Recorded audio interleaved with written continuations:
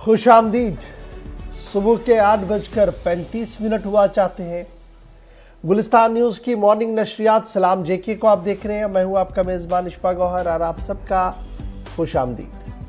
सभी नाज़रीन, आज के अहम तरीन मौज़ूआत में जहां हम बात सीधे जम्मू कश्मीर की इक़्तिसादी मामले से शुरू करेंगे, उसके बाद तरक्याती मंसूबों के हवाले से भी गुफ्तगू करेंगे। हुकूमती सतह पर जो इदारे हैं वो एक दूसरे के साथ किस तरीके से मुतहरिक, फाल और मजबूती के साथ काम करते हैं, उस पर भी आज गुफ्तगू करने की कोशिश करेंगे। माहौलियाती मामलात के हवाले से एक बात आपके सामने शेयर करनी है। कुछ इतलात होंगी, कुछ खबरें होंगी, कुछ तज्जिया होगा और कुछ तबसरा भी होगा। 10 बजे तक ये सारा कुछ आपके सामने रखने की कोशिश करेंगे और 3 मरहलों पर इस प्रोग्राम को आप तक लाने की कोशिश करेंगे। पहले और दूसरे पड़ाव में जहां खबरें, तज्जिया और तबसरा आपके सामने रखेंगे, और तीसरे पड़ाव पर आते आते यानी 9:35 का वक्त होगा जब आप और हम बराह रास्त बात करेंगे। हस्बे मामूल और हस्बे वादा हर दिन की तरह आपकी शिकायत, आपके मामलात को हुकूमती इदारों तक पहुंचाने की कोशिश की जाएगी। तो उम्मीद है कि आप हमारा साथ देंगे। टीवी पर आप हमें देख रहे हैं तो फटाफट से आपको याद दिलाते चले कि इस नशरियात को आप कहां पर और देख सकते हैं। अवामी राब्ता साइट, फेसबुक, ट्विटर, इंस्टाग्राम, कू के साथ साथ यूट्यूब और हमारी ऑफिशियल वेबसाइट www.gulistannews.in पर जरूर लॉगिन, सब्सक्राइब और शेयर कीजिएगा ताकि आप सूरत हाल से बाखबर भी रह सके और साथ साथ आप हमारे साथ ज्वाइन भी कर सकते हैं कमेंट्स के जरिए से, हमारे इन राब्ता साइटों पर मैसेज के जरिए से। तो फिलहाल प्रोग्राम को बढ़ाते हैं आगे जी। बात करते हैं माजी की, यानी history of the day.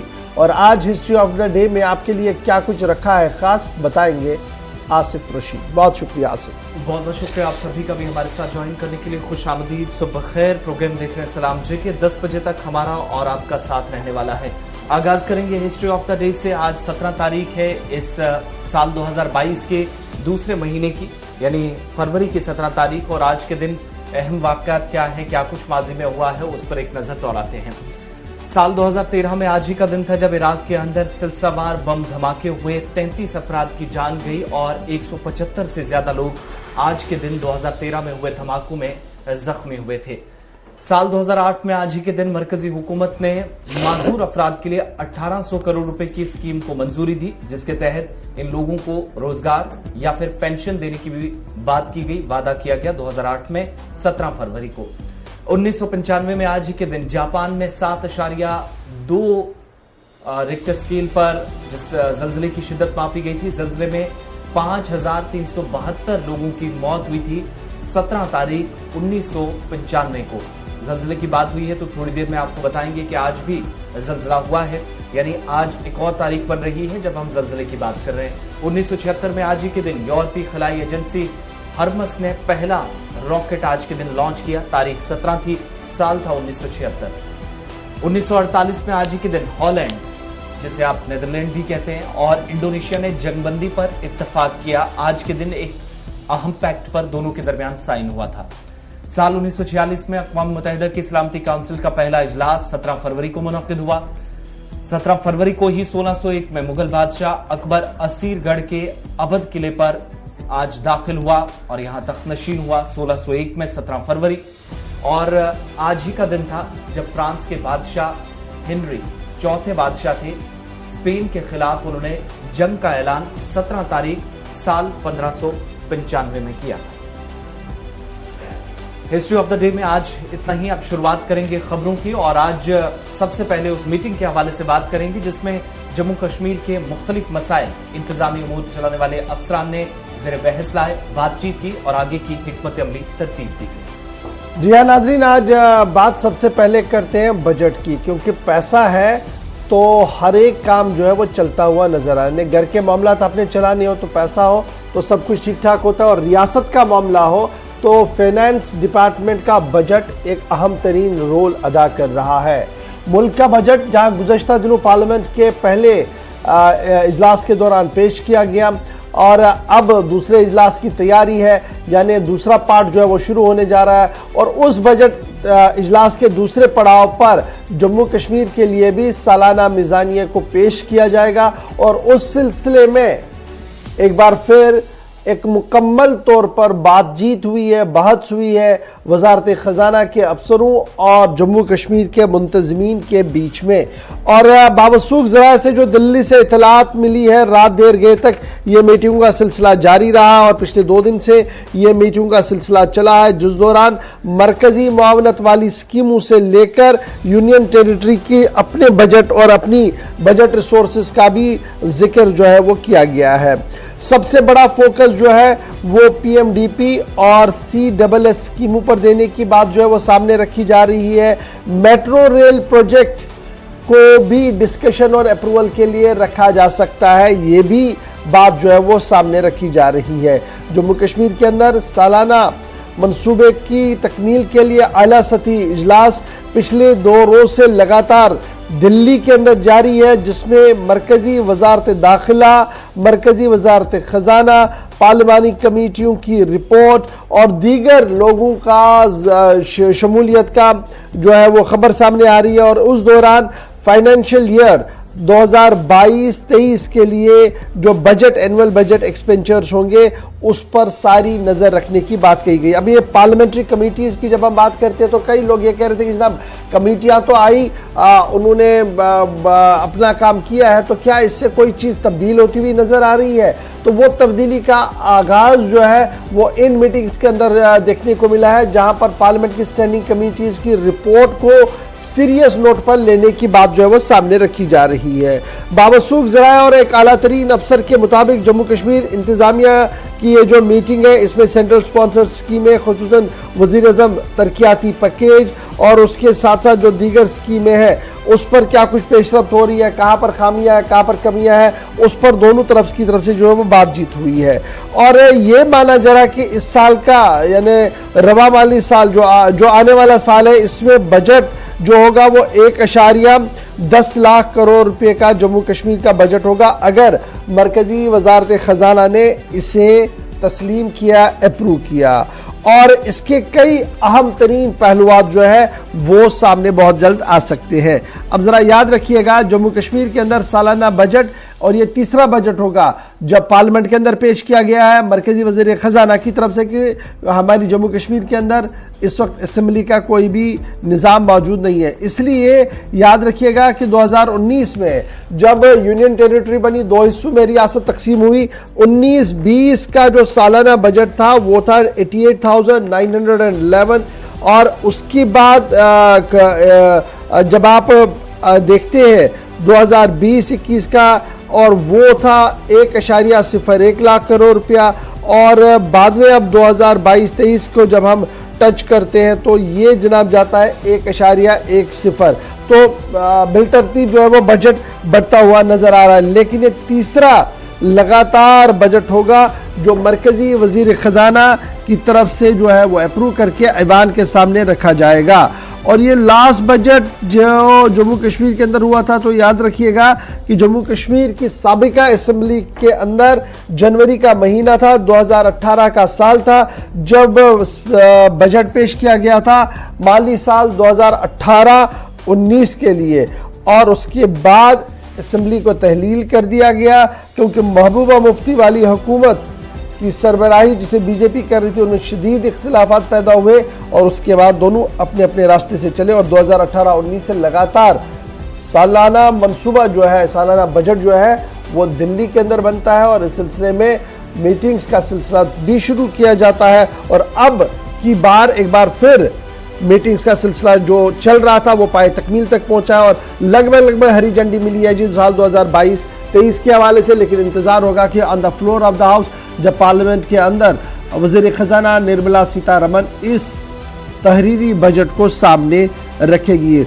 Metro rail project एक अहम तरीन प्रोजेक्ट है जिस पर सबकी नजरें रहेंगी, क्योंकि ये मेट्रो रेल प्रोजेक्ट जहां श्रीनगर के लिए एक नवीद होगा, वहीं पर जम्मू की सयाहत और सकाफत के लिए भी एक नई पेशरफ्त हो सकती है और माना जा रहा है कि इससे काफी फायदा जो है वो मिल सकता है।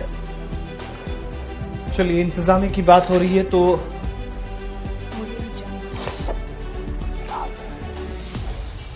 अब जरा एक और अहम मामले की बात करते हैं, जो अगर आप बात करेंगे तो शायद एक महकमे का काम है, लेकिन नुकसान बहुत ज्यादा होता है और मुतअद्दिद महकमों का कामकाज या अवामी सतह पर कामकाज बुरी तरह मुतासिर होता है। और बात जरा म्युनिसिपल कमेटियों के, म्युनिसिपल काउंसिल्स के और म्युनिसिपल बॉडीज की भी कर लेते हैं, चूंकि जम्मू कश्मीर के अंदर माहौलियाती तवाज़ुन को समझने में जो म्युनिसिपल बॉडीज हैं वो पूरी तरीके से नाकाम साबित हुई हैं।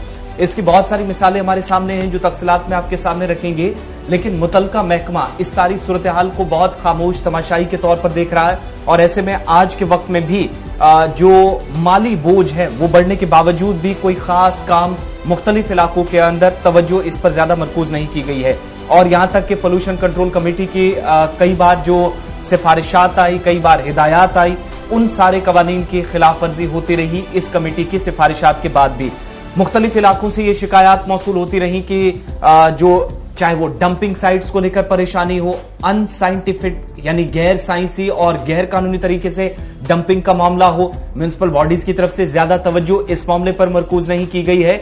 और माहौल को कैसे खराबी से बचाया जाए, इसके लिए कोई प्लान इन बॉडीज के पास नहीं। इसमें बहुत सारे अजला के नाम भी सामने आए हैं, लेकिन यह भी पता चला है कि कई इलाकों के अंदर जहां पर सरकार की तरफ से जो गली सड़ी चीजें हैं या डंपिंग, कचरे को डंप करने के बाद साइंसी एतबार से कैसे इसको खत्म किया जा सकता है, जलाया जा सकता है या रीयूज कैसे किया जा सकता है, इस हिकमत अमली पर कोई खास तवज्जो इसकी जानिब से नहीं दी गई। और यहां तक कि पोल्यूशन कंट्रोल कमेटी की जो हालिया मीटिंग्स के दौरान हिदायत जारी की जाती थी, उनको साइडलाइन करके चीजों को नजरअंदाज किया गया, जिसका खमियाजा माहौलियात से जुड़े लोगों को भुगतना पड़ रहा, आम लोगों पर इसका बराह रास्त असर होगा। ये खबर इसलिए भी बड़ी इंपॉर्टेंट है कि जनाब दो डिपार्टमेंट्स की कारकर्दगी का आप अंदाजा लगा सकते हैं। पहला मामला ये है कि जो भी हमारा फुजला जाता है, जो भी हमारे सफाई वाले कर्मचारी भाई उठाते हैं, उसके बाद एक मैकेनिज्म है, कहा जा रहा है कि हमारे पास ये सॉलिड वेस्ट मैनेजमेंट पॉलिसी है।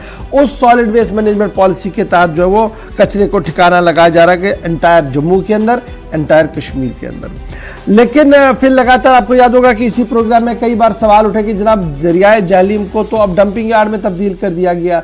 फिर 100 से ज्यादा तस्वीरें मुख्तलिफ मकामात की आई जहां पर सूरत हाल इंतहाई कशीदा थी। या तो जंगलों के अंदर उस कचरे को दफनाया जा रहा था, रखा जा रहा था, या जहां पर बेसिक पानी फैसिलिटी है वहां पर उसको जमना रखने की कोशिश जो है वो की जा रही थी, जिसके बाद इंतजामिया भी मुतहरिक होती हुई नजर आ रही है। तो उस बीच सवाल ये है कि जनाब अब यह मामला रखेगा कैसे। तो पोल्यूशन कंट्रोल बोर्ड ने यह फैसला लिया था कि जनाब जो कमेटियां हद मुकर्रर जो की गई है उससे तजावुज करेगी तो उनके खिलाफ जुर्माना होगा। और जब बात बनी नहीं तो कमेटी ने बाज़ाब्ता तौर पर जुर्माना किया, जिसे नाम रखा गया कि एनवायरमेंटल कंपनसेशन जो है वो आपने देना होगा। Housing and urban development department की तानाशाही आप ये मान लीजिए कि साल गुजरने के बाद भी इस अहम तरीन मामले पर अभी तक भी कोई पेशरफ्त नहीं हुई है। एक तो ये है, और दूसरी बड़ी बात ये है कि टाइमलाइन जो सेट की गई थी वो ये थी कि विद इन द 45 डेज जब आप पर जुर्माना आयद किया जाए आप उस पैसे को है देंगे, और अगर नहीं देते हैं तो 12% आपको हर माह जो है उस पर टैक्स चढ़ेगा। तो अब आप समझ सकते हैं कि मामला कितना खतरनाक था। लेकिन सूरत हाल क्या है? सूरत हाल ये है कि जो कमेटियां मुलव्वस पाई गई और जिनको ये कहा गया कि आपने किसी को 8 लाख, किसी को 9 लाख, किसी को 10 लाख, वो उन्होंने पैसा भरा ही नहीं। अब वो लाख वाला मामला करोड़ में तब्दील हुआ और आपसी रसाकशी जो है वो बढ़ रही है, इसलिए क्योंकि पोल्यूशन कंट्रोल बोर्ड अपनी बात पर बजिद है और म्युनिसिपल कमेटी हाथ खड़े करके कह रही है कि मेरे पास रिसोर्सेस ही नहीं है। लेकिन हजारों करोड़ रुपए का लायबिलिटी जो है वो पड़ रही है इस वक्त मुख्तलिफ म्युनिसिपल कमेटीज के लिए। और जब हम म्युनिसिपल कमेटीज की बात करती है जिनको लेकर जुर्माना आयद करने की बात कही गई थी, उनमें सबसे पहले म्युनिसिपल कमेटी कटरा था। अब कटरा इंतहाई अहम तरीन और हसास इलाका है, लेकिन जो काम करना था हुआ नहीं था और अचानक मुआयने के दौरान ये पाया गया था कि किस तरीके की खामियां है, तो म्युनिसिपल कमेटी पर जुर्माना आयद कर दिया गया था कटरा पर। उसके साथ साथ रजौरी का भी हाल यही था कि दरिया अवरुद्ध करने की कोशिश की जा रही थी और जो निज़ाम होना चाहिए था वो नहीं था, जुर्माना आयद हुआ। Municipal committee, municipal council Kathua के अंदर भी सूरत हाल यही है जी, और म्युनिसिपल कमेटी बांडीपोरा का भी हाल यही है, म्युनिसिपल कमेटी सोपोर का हाल यही है, और भी कई कमेटियों का हाल ऐसा ही है जहां पर बेसिक जो कोविड जो बेसिक इसमें जो बेस लाइन थी कि किस तरीके से आपने कचरे को खत्म करना और कैसे उसको लेटेस्ट गैजेट्स और इक्विपमेंट्स लगाकर साफ करना था, वो हो नहीं पाया। और न वो हो पाया, यानी न सॉलिड वेस्ट मैनेजमेंट पॉलिसी को अडॉप्ट किया गया और ना ही पूरी तरह से जो जुर्माना आयद किया गया था वो पैसा दिया गया। अब सवाल ये होता है कि अगर पोल्यूशन कंट्रोल बोर्ड इतना बाइख्तियार है कि वो किसी पर जुर्माना आयद करता है तो लेने में नाकाम क्यों है? अगर यही जुर्माना किसी प्राइवेट पार्टी पर किया गया होता तो आज हाई तौबा मची होती कि जनाब लाखों का मामला करोड़ों तक आ गया लेकिन अभी तक पैसा आया नहीं। तो फिलहाल सूरत हाल ये है कि संजीदगी है नहीं जी सॉलिड वेस्ट को लेकर, और जिन कमेटियों पर जुर्माना हजारों का पड़ा था वो लाखों और करोड़ों तक पहुंच गया। और तीसरा ये कि pollution control board, housing board, municipal कमेटियों के बीच जो तालमेल होना चाहिए था उसका फुकदान है, और सूरत हाल ये खराब हो रही है कि हमारा माहौलियात, एनवायरमेंट जो है वो लगातार तबाही के दहाने पर आ रहा है और हर पायदान वो नीचे ही गुजरेगा अगर इस तरीके की सूरत हाल हमारे सामने रही। क्योंकि नदी नालों पर अगर डंपिंग साइट बनी तो पीने का पानी मिलेगा नहीं, नदी नालों पर जब डंपिंग साइट बनेगी तो खेतों तक पानी आएगा नहीं, और जब ये सूरत हाल पैदा होगी तो आप समझ सकते हैं कि हम कहां की ओर जा रहे हैं और हमारे कदम आहिस्ता आहिस्ता करके किस तबाही को अपनी ओर बुला रहे हैं। जी आसिफ, चलिए अब जरा इस अहम मामले के बाद बात जरा नौजवानों की भी करते हैं, तलबा की करते हैं। एक रिजल्ट कल आया, एक का इंतजार कीजिएगा, एक और रिजल्ट आने वाला है। और बात जरा नेट क्वालिफाइंग कौन से स्टूडेंट्स होंगे इसका भी इंतजार हो रहा है। इसके हवाले से आपको भी कुछ अपडेट बता देते हैं। चूंकि यूजीसी नेट का जो इम्तिहान हुआ था दिसंबर और जनवरी के बीच में, उसका 1 या 2 दिनों के अंदर हो सकता है कि कल शाम तक भी इसके नताइज डिक्लेयर हो जाएं। तकरीबन मुल्क भर की 239 शहरों के अंदर जहां पर 837 इम्तिहानी मराकज कायम किए गए थे नेट का इम्तिहान लेने के लिए, और 81 मजामीन थे, मुख्तलिफ मजामीन में ये इम्तिहान लिया गया था जिसके रिजल्ट अब आने वाले हैं। और 12 लाख से ज्यादा ऐसे उम्मीदवार हैं जिन्होंने यूजीसी नेट के लिए इस बार अंदराज करवाया था, जो इम्तिहान में शिरकत कर चुके हैं। यूनिवर्सिटी ग्रांट कमीशन की तरफ से ये जानकारी दी गई है, एक बयान सामने आया जिसमें कहा गया है कि कोविड की वजह से जो इम्तिहान पहले नहीं हो सके थे दिसंबर 2020 के इब्तदाई मराहिल में, और बाद में एक साथ यूजीसी नेट के दिसंबर 2020 और 2021 के जो इम्तिहानात थे पहले मुतासिर हुए और बाद में एक साथ कराने का जब फैसला हुआ तो मुतलका एजेंसी की जानिब से 20 नवंबर 2021 से 5 जनवरी 2022 के दरमियान जो इम्तिहानात कुछ एक साथ लिए गए, पहले अलग अलग नहीं हो सके थे, उनके रिजल्ट्स का इंतजार हो रहा था। और बहुत सारे लोग इस वक्त भी पूछ रहे थे कि उनके रिजल्ट का क्या होगा। तो यूजीसी के इस बयान के मुताबिक हो सकता है कि अगले 48 घंटों में रिजल्ट सामने आ जाए। इसकी लगभग वजाहत कर दी गई है। नीट इम्तिहान का नतीजा जिसमें 12 लाख से ज्यादा उम्मीदवारों की किस्मत का फैसला होगा, और उनका आगे की जो प्लानिंग है उस हिसाब से जिन्होंने इम्तिहान दिया है, चूंकि साथ साथ 12th के रिजल्ट्स भी आए, साथ साथ 10th के रिजल्ट्स भी जम्मू कश्मीर तक आ गए, पंजाब के अंदर कुछ रिजल्ट्स डिक्लेयर हुए हैं, और उन सारे रिजल्ट्स के साथ साथ आज शाम या कल तक मजीद इसमें पेशरफ्त उस वक्त होगी जब यूजीसी नेट के इम्तिहान नवंबर 2020 और 2022 जनवरी तक जो हुए पहले हफ्ते के दौरान उनके रिजल्ट सामने आ जाएंगे। तो वो इंतजार जो था वो और तवील ज्यादा नहीं होगा, क्योंकि इस पर वजाहत कर दी गई है 24 से 48 घंटों में चीजें क्लियर हो जाएंगी। चलिए जनाब, बच्चों के रिजल्ट्स की बात हो रही है तो फटाफट से आपको यह भी याद दिला दिया चले कि state board of school education ने कल 10वीं जमात के सालाना रेगुलर इम्तिहानों के नताइज का ऐलान कर दिया है, और कुल मिलाकर तैलाब की अगर बात करें तो 78% तालिब इल्म जो है वो कामयाब हुए हैं, 78.74% तालिबात और 78.14% तालिबा जो है वो पास मुख्तलिफ जुमरों में जो है उन्होंने अपना क्वालिफाई किया है। निजी स्कूलों में कामयाबी की शरह, ये याद रखिएगा, निजी स्कूलों में कामयाबी की शरह 51.18%। 2 साल से कोई स्कूल गया ही नहीं, 2 साल में कहीं पर भी रेगुलर क्लासेस लगी नहीं, लेकिन तब भी निजी स्कूलों में कामयाबी की शरह 91.18% है, और सरकारी स्कूलों में यही शरह जो है दैट इज 67.25। ये जनाब शरह अब कामयाबी की जो है वो दोनों तरफ से है। तो याद रखिएगा कि तालिब इल्मों की बात हो रही है तो 10वीं जमात के नताइज का ऐलान पहले ही कर दिया गया था। और जब हम नताइजों की बात करते हैं तो आसिफ ये भी हम नाजरीन को बताते चले कि जो गर्ल्स हायर सेकेंडरी स्कूल है, कई हायर सेकेंडरी स्कूल्स के रिजल्ट जो है वो काफी बेहतर देखने को मिल रहे हैं और कई हायर सेकेंडरीज के अंदर जो है वो उतना ज्यादा बेहतर जो है वो नहीं देखने को मिल रहा है। प्राइवेट स्कूल, गवर्नमेंट स्कूलों के अंदर तो उम्मीद ये की जाए कि एक बार फिर रिव्यू लिया जाए इस पूरे मामले का कि असल हकीकत क्या है और फसाना क्यों बनाया जा रहा है इस पर। तो आगे जरा बढ़ते हैं जी, बात करते हैं एक और, जब स्मार्ट क्लासेस की बात करेंगे आसिफ रशीद आपके सामने आपको बताएंगे कि क्या कुछ करने जा रही है इंतजामिया। और उसके बाद आपके पास एक और खबर भी है जो कम्युनिटी ट्रेनिंग प्रोग्राम के हवाले से। दोनों बैक टू बैक खबरें आपके सामने आसिफ रशीद रखेंगे, उसके बाद छोटे से ब्रेक के लिए रुकेंगे। बिल्कुल, जहां पर रिजल्ट्स की बात हो रही है तो तालीमी निज़ाम को और भी बेहतर करने के लिए मौसर जो इकदाम किए जा रहे हैं वो साबित हों, इसके लिए हिकमत अमली तरतीब देने पर खुसूसी तवज्जो दी जाए। इसके लिए हुकूमत की जानिब से सरकारी स्कूलों को और सभी बाकी इदारों को भी जो स्कूल के सरबराहान हैं उनको एक और जिम्मेदारी से काम निभाने की हिदायत दी गई हैं।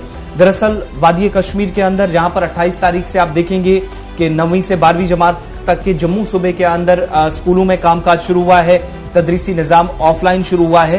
तो दोबारा जब ऑफलाइन क्लासेस जम्मू प्रोविंस के अंदर उन तमाम एरियाज में जो विंटर जोन्स में आते हैं या कश्मीर के अंदर, उससे पहले बेहतर तरीके से ऑनलाइन मोड से ऑफलाइन यानी मामूल के मुताबिक सरगर्मियां हो, क्लास वर्क शुरू किया जाए। इसके लिए 28 तारीख से पहले ही जो प्लान है वो उसको हतमी शक्ल देने की के लिए जो है वो हिदायत हुकूमत की तरफ से दी गई है। स्कूलों के सरबराहान से कहा गया है कि किस बच्चे का समझने का लेवल क्या है, उसकी स्किल्स क्या हैं, उनके मुताबिक क्लासेस के अंदर तैयारी की जाए। और जो ऑनलाइन मोड पर तकरीबन 2.5 वर्षों तक क्लासेस चलती रही, वक्फे से बीच में स्कूल कुछ एरियाज के अंदर खुले, यानी एक ट्रैक पर बच्चे नहीं चल सके। अब बच्चों को वापस ट्रैक पर लाने के लिए पूरी तरीके से काम शुरू होना चाहिए, कमर कस ली जाए। और इसमें बड़ी बात यह है कि वो सभी बच्चे जो ऑनलाइन क्लासेस के जरिए अगर किसी वजह से नहीं पढ़ सके तो ऑफलाइन क्लासेस के अंदर उनकी नब्ज पकड़ने की भी जरूरत है। स्कूल सरबराहान को इस बात पर तवज्जो देने पर जोर दिया गया है कि जिन बच्चों को आज के वक्त में ऑफलाइन क्लासेस के दौरान मुश्किलात आती हैं, बहुत सारे बच्चे ऐसे हैं जिनको मुश्किलात आएंगी चूंकि एक लंबे अरसे के बाद वो क्लासेस अटेंड कर रहे हैं, फिजिकल अपीयरेंस होगी। अब इस दौरान कैसे इस बात को यकीनी बनाया जाएगा कि तलबा के सीखने की कुव्वत क्या है, उनकी किस हद तक वो सीख सकते हैं, क्या कोई दर्जाबंदी होनी चाहिए, क्या कोई फहरिस्त तैयार की जानी चाहिए। सरकारी स्कूलों को हिदायत जारी कर दी गई हैं। 28 तारीख से जब स्कूल खुलेंगे विंटर जोन के अंदर, वैली के अंदर भी और जम्मू प्रोविंस के अंदर भी विंटर जोन में जो स्कूल आते हैं, तो उससे पहले हुकूमत की तरफ से गाइडलाइंस जारी की गई, बल्कि हिदायत जारी की गई। और उस वक्त इन स्कूल के सरबराहान को ये बात कही जा रही है जब 4 रोज पहले 9वीं से 12वीं जमात तक समर जोन के अंदर ऑफलाइन क्लासेस का आगाज तकरीबन 2 वर्षों के बाद उस वक्त शुरू हुआ जब कोविड के केसेस में एक बार फिर से यूटी के अंदर कमी देखी गई है। चलिए जनाब, कोविड के केसेस की बात हो रही है तो आपको फटाफट से यह भी बताते चले कि पिछले 24 घंटों के दौरान सबसे कम कोरोना पॉजिटिव केसेस जो है वो सामने आए हैं। 230 के करीब केसेस जो है वो यूनियन टेरिटरी जम्मू कश्मीर के अंदर रिकॉर्ड किए गए हैं और 58 के करीब केस जो है वो यूनियन टेरिटरी लद्दाख के अंदर जो है वो रिकॉर्ड किए गए हैं। जम्मू कश्मीर में जहां 230 कोरोना पॉजिटिव केसेस पाए गए हैं, वहीं पर लद्दाख के अंदर 58 और इन दोनों यूनियन टेरिटरीज के अंदर जो कोविड कैजुअलिटीज हैं वो भी रिपोर्ट जो है वो हो रही है। तो कुल मिलाकर ये देखेंगे कि आहिस्ता आहिस्ता कर्व जो है वो कम हो रहा है। लेकिन जो 4 केस रिपोर्ट किए गए जी जम्मू डिस्ट्रिक्ट से, उसके बाद 40 के करीब डोडा के अंदर, 9 पुंछ के अंदर, रामबन के अंदर 8, उधमपुर के अंदर 3, रजौरी के अंदर 3, कठुआ के अंदर 3 और 1 किश्तवाड़ के अंदर जो है वो केस पॉजिटिव पाया गया। इसके साथ साथ लद्दाख के अंदर जो भी सूरत हाल है वो हमने आपके सामने पहले ही रख दी थी। लेकिन कश्मीर सूबे की जब हम बात करते हैं तो 104 केसेस के साथ हम इस वक्त सामने हैं, जहां पर 50 के करीब श्रीनगर, 8 बारामूला, 14 बडगाम, 3 पुलवामा, 18 कुपवाड़ा, 3 अनंतनाग, 5 बांडीपोरा, 2 गांदरबल और 1 शोपियां से जो है वो इस वक्त सामने आ रहा है। तो ये कोरोना की जो है वो खबर आ रही है, कोरोना की अपडेट्स जो है वो आपके सामने रख रहे हैं। थोड़ी देर में मरकजी वजारत सेहत का भी अपडेट जो है वो सामने आएगा। लेकिन मरकजी वजारत सेहत ने सभी रियासतों के नाम ये हुक्मनामा जारी कर दिया कि कोरोना पॉजिटिव को लेकर जो बंदिशें अभी भी है उन बंदिशों को नरम किया जाए ताकि मजीद सहूलियत जो है वो लोगों को मिल सके, क्योंकि लगातार कोरोना का ग्राफ जो है वो कम हो रहा है। इधर आज जब हम दिल्ली की बात करें तो अंडर ग्रेजुएट और पोस्ट ग्रेजुएट कोर्सेज के लिए बाज़ाब्ता तौर पर यूनिवर्सिटियों को आज खोल दिया गया है और यूनिवर्सिटीज के बाहर एक अच्छी खासी तादाद में तलबा और तालिबात जो है वो नजर आ रही है।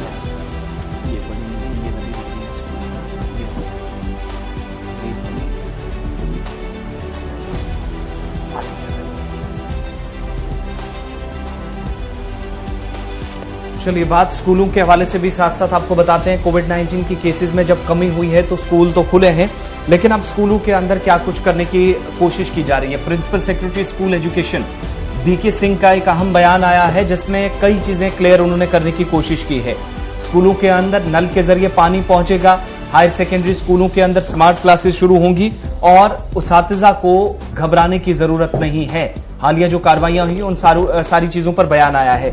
इसकी डिटेल में जब हम जाते हैं तो एक खुसूसी इंटरव्यू के दौरान उन्होंने पहली बड़ी बात ये कही है, एक खबरसा इदारे के साथ वो बात कर रहे थे बीके सिंह जो कि प्रिंसिपल सेक्रेटरी है यूनियन टेरिटरी के अंदर स्कूल एजुकेशन महकमे के।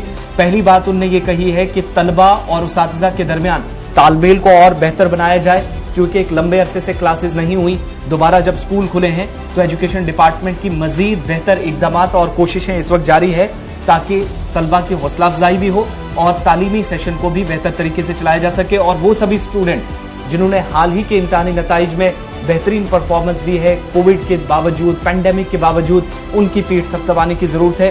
कई रुकावटों के बावजूद भी तलबा ने ये कोशिशें जारी रखी और नताइज अच्छे लाए।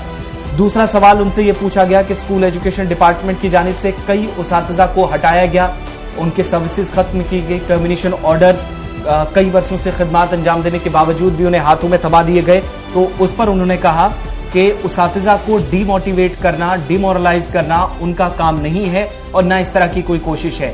अगर किसी के खिलाफ कोई हसास मामला है, कोई बहुत ऐसा केस जो है वो इंतहाई अहम है जिसमें तहकीकात चल रही हो या किसी सिक्योरिटी से जुड़े हुआ के मामले के साथ उसको जोड़कर देखा जाता हो, तो उन लोगों के खिलाफ अभी तक कार्रवाई हुई है और इस सिलसिले में गैर जरूरी तौर पर किसी भी सरकारी टीचर के खिलाफ कोई कार्रवाई अभी तक नहीं हुई है और कोई ऐसा ऑर्डर मुतलका हुकाम की तरफ से एजुकेशन डिपार्टमेंट ने नहीं निकाला है जिसके लिए यह कहा जाए कि आज के वक्त में इन उसातिजा को घबराने की जरूरत है।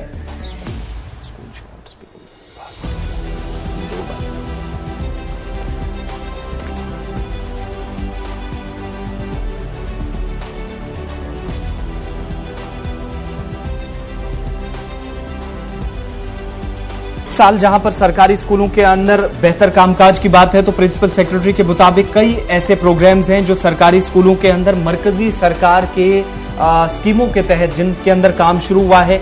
इंफ्रास्ट्रक्चर को बेहतर करने के लिए, इंफ्रास्ट्रक्चर को ठीक करने के लिए कोशिशें हुई हैं और जो तो 2-3 दावे उनकी तरफ से किए गए इस खुसूसी बातचीत में। एक तो ये कि जल जीवन मिशन के तहत जुलाई 31, 2022 तक पानी तमाम स्कूलों के अंदर नल के जरिए पहुंचा दिया जाएगा।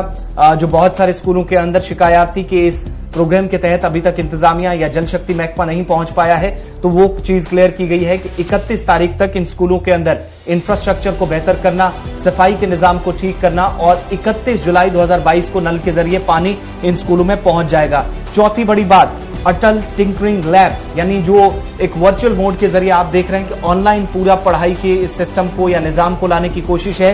साल 2023 में, अगले साल मार्च के महीने में हर स्कूल में, हर इदारे के साथ अटल टिंकरिंग लैब होगा। ये उनकी तरफ से कहा गया कि इस पर डिपार्टमेंट काम बहुत तेजी से कर रहा है। और इसके अलावा उन्होंने कहा कि डिपार्टमेंट के पास एक तजवीज आई थी जिस पर गौर किया जा रहा है कि एक नया कोर्स जो है वो मुतारिफ कराया जाए और 6ठी से 12वीं जमात तक जो तलबा हैं, पढ़ाई के अलावा उन्हें डिप्लोमा भी क्लासेस मुकम्मल करने के बाद, इम्तिहान पास करने के बाद सर्टिफिकेट्स के अलावा एक डिप्लोमा भी दिया जाए। इस पर भी तवज्जो इस वक्त दी जा रही है और आने वाले दिनों में हो सकता है कि एक नया कोर्स मुतारिफ कराने के बाद स्कूलों के अंदर इस तरीके का सिस्टम भी देखने को मिले जहां पर पासिंग जो स्टूडेंट्स हैं, एक सर्टिफिकेट, मार्कशीट जिसे आप कहते हैं वो अलग, लेकिन डिप्लोमा भी उन्हें 6ठी से 12वीं तक दिया जा सकता है प्रिंसिपल सेक्रेटरी के बयान के मुताबिक। अब वक्त यहां पर छोटे से ब्रेक का है। ब्रेक के उस पार जब वापस आएंगे तो आपको बताएंगे कि आज से एक अहम तरबियती प्रोग्राम वादी कश्मीर के अंदर शुरू होने जा रहा है और दीगर कुछ मामलात भी हैं जम्मू श्रीनगर कौमी शाहरा से खबर आ रही है, जहां पर एक बड़ी एजेंसी के साथ काम करने वाले मजदूरों ने कामकाज रोक दिया है। रुकावट क्या है, वजूहात क्या है, इस पर भी तफसीलात आपके सामने रखेंगे और दीगर कुछ मामलात भी। हमारे साथ रहिएगा। वक्त छोटे से ब्रेक का है।